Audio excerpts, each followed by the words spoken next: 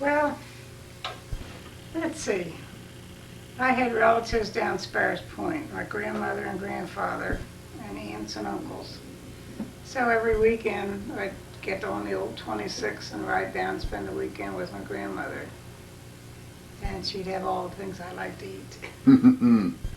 And, I knew a lot of the kids that I went to school with down there, because we only had 8 grades over here, and we had to go down to Sparrows Point. And What was the town like at Sparrows Point? it was settled, you could say that for it. The streets kind of would look empty, unless it was time for mothers to be going to the grocery store or hanging their wash out. And I have a lot of friends still from high school. In fact, her walker, Goldie Weisbecker, did you see the Eagle this week? Not yet. Because her picture's in there. Somebody wrote about her, so I'm using her walker. Okay. And we've been good friends ever since high school. So did your dad have to work shift work? No, he worked all 7 to 3. Okay, so you had a little bit easier than a lot of the families that we hear about where the kids are. And we lived on Playfield, which had 2, 4, 6 houses on it. So we all knew one another. And we all played together. Of course, the rest of them were Catholic. I was the only one Lutheran. And I remember Mr. McCartney lived next door to us. He'd get out his fiddle and play those golden slippers. You could hear him all over the neighborhood. And a lot of nice people. When did you start working? I guess when I got out of high school, I went up to Hutzler's and got a job in the What year did you get out of high school? 38. Okay. But my dad didn't think $13 a week was enough, so he got me on down to Point. So I worked 40, 41, and up till September of 42. And what did you do? I flipped sheets of tin. Okay. And just tell us a little bit about the tin room. What was the tin used for? Well, the tin made the cans. I mean, some orders we would know what cans they were making, other orders we didn't. And we'd pile them up, and the rector would come by and count them, and he'd pile them up and give them to the crane. Those women really worked.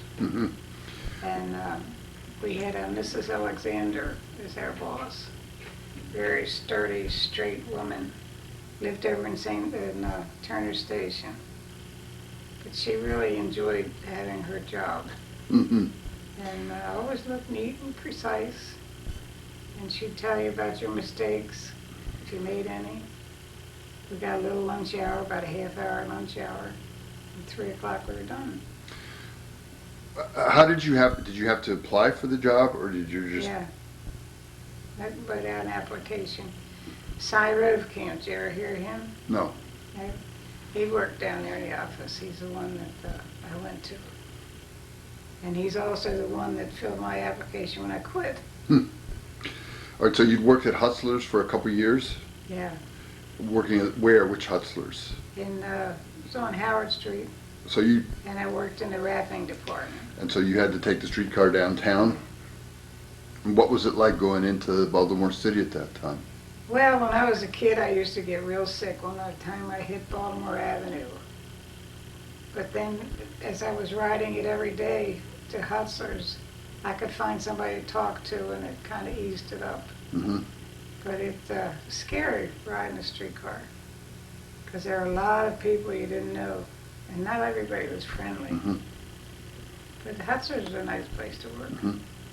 And so Dundalk was like a small village at the time where you knew everybody. Yeah.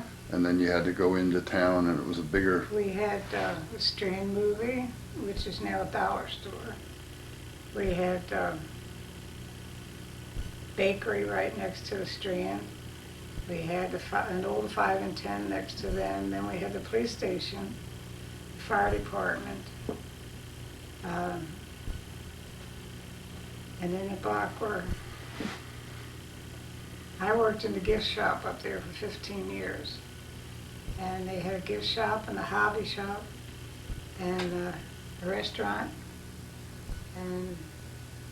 was just a little nice community, Arundel ice cream on the corner. Mhm. And then the third building was a restaurant and Noop's hardware store. He was there for a long time. So you don't remember any of that? No. So after 2 years, your father thought you could make more money down at the Point? Yeah. And I don't remember what I made. Okay. Was the tin room already in operation when you got there?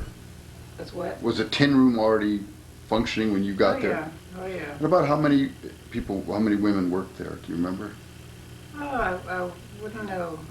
I wouldn't know. Just seemed like everybody had, like, not a desk, but we had a place where they put the Mhm. piles of tin. Another one there. And we weren't supposed to talk to anybody. But the rectors would get us in conversation once in a while. So the way the work went is that were the sheets delivered by a crane to your table? Or Yeah, they would load them down. Okay. And then we'd go sheet by sheet looking for the menders. And then they'd come back and count them and hoist them back up again. Mm-hmm. And so you